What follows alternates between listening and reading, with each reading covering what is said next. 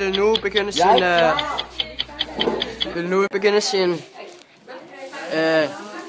rystning af kontaktlinsevæsken i munden. Og Sip han arbejder også. Og så stærkt. Ryst godt igennem.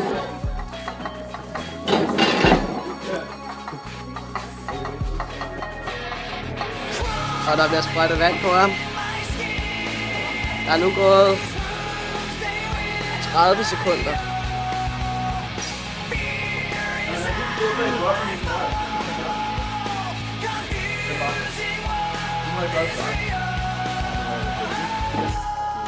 Det var et hændeligt uheld, Lasse. Han har haft det i munden i 1 minut, og han skal spytte ud i en kop.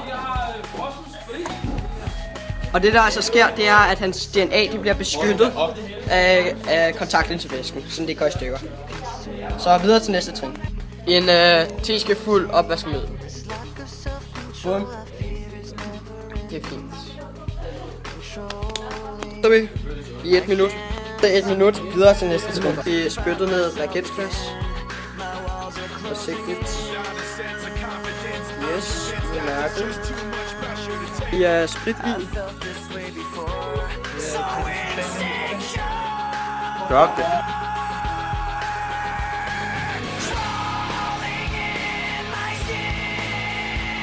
Så nu er det stadig 15 minutter, og vi skal tage det op med den her pind, og så skal vi kigge på det i et mikroskop, hvis vi ellers havde et.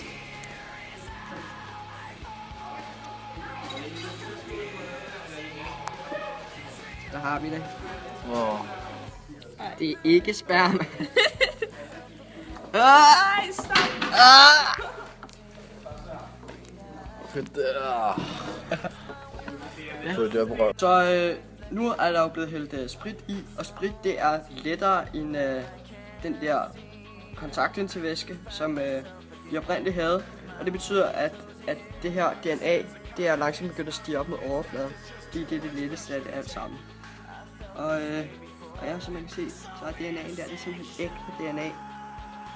Og lad os se, hvordan det ser ud om det.